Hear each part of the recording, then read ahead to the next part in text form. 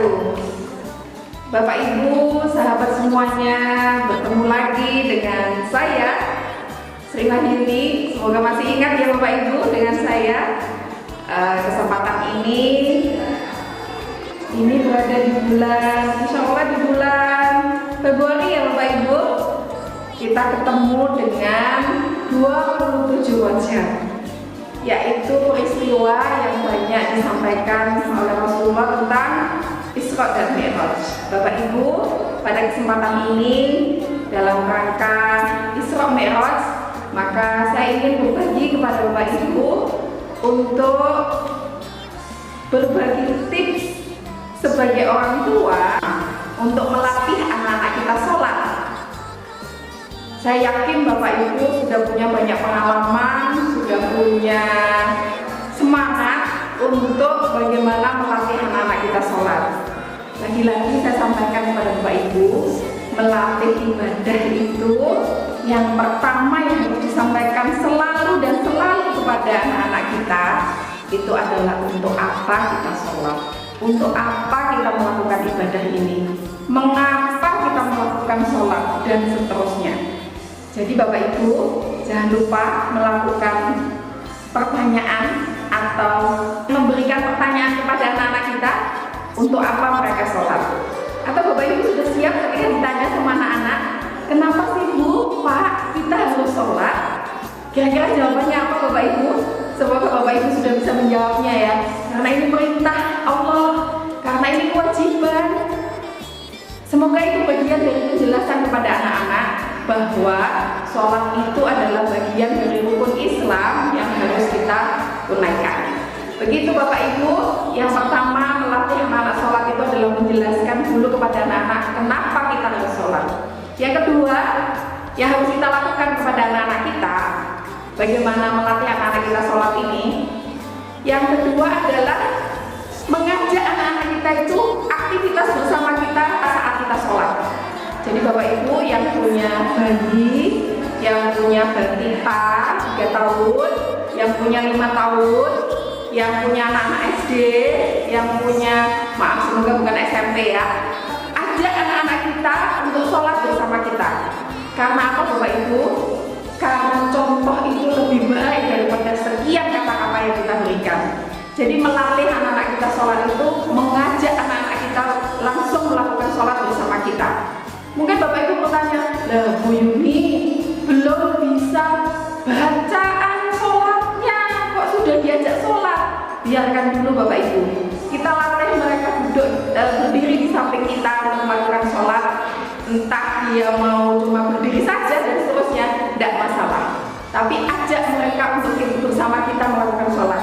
Berarti Bapak Ibu sudah siap ya, harus sholat 5 waktu juga dan didampingi oleh anak-anak kita. Karena apa Bapak Ibu? Karena dengan mereka melihat kita sebagai orang tua selalu sholat, insya Allah mereka akan mudah untuk melakukan sholat.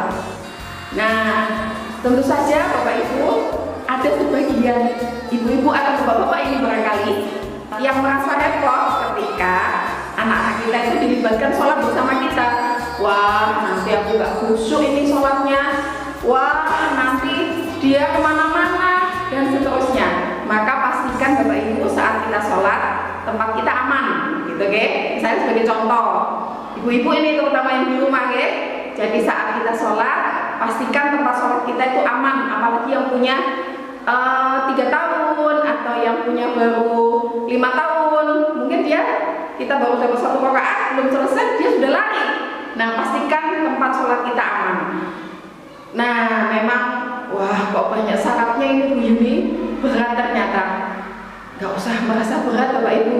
Insya Allah semua ikhtiar, semua usaha kita itu punya nilai di mata Allah dan pasti punya pengaruh yang besar pada anak kita.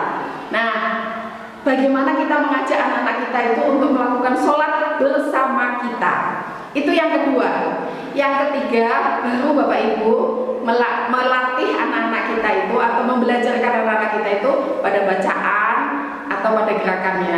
Kalau bacaan pada gerakan ini mungkin bagi anak Bapak Ibu itu mudah cara mengajarkannya. Bagaimana caranya? Bapak Ibu bisa menyekolahkan putra-putrinya di lembaga yang mengajarkan bacaan sholat. Nah, Bapak Ibu mungkin bertanya, di mana itu lembaganya? Nah, lembaganya hanya ada salah satunya di Ibnu Mas'ud, Bapak Ibu. Dari KB-nya, dari TK-nya, SD-nya, SMP-nya, semua mengajarkan bacaan dan gerakan sholat.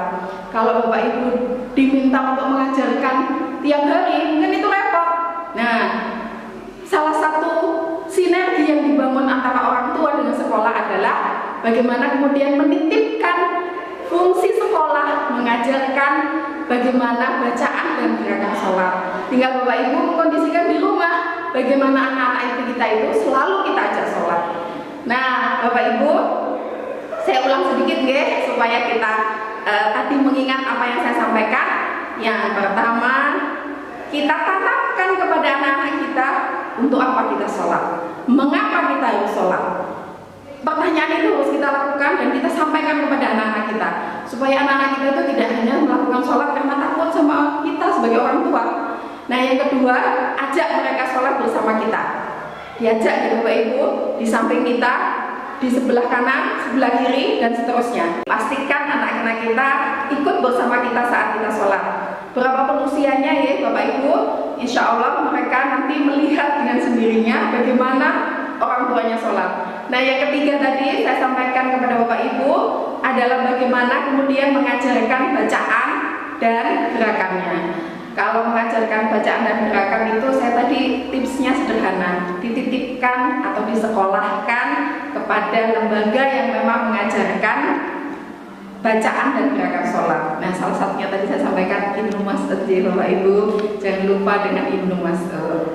Mungkin itu yang bisa saya sampaikan Bapak Ibu, memperingati Isra Mi'raj sebagai orang tua, kita merefleksi diri kita, bagaimana tanggung jawab kita melatih atau membiasakan anak-anak kita untuk selalu melakukan sholat 5 waktu. Bahagia bisa berbagi dengan Bapak Ibu semuanya, bahagia bisa bertemu dengan Bapak Ibu semuanya. Semoga juga Bapak Ibu selalu bahagia dan selalu diberikan kesehatan oleh Allah. Banyak salah saya mohon maaf. Sampai bertemu kembali dengan saya Sri Wahyuni. Assalamualaikum warahmatullahi wabarakatuh.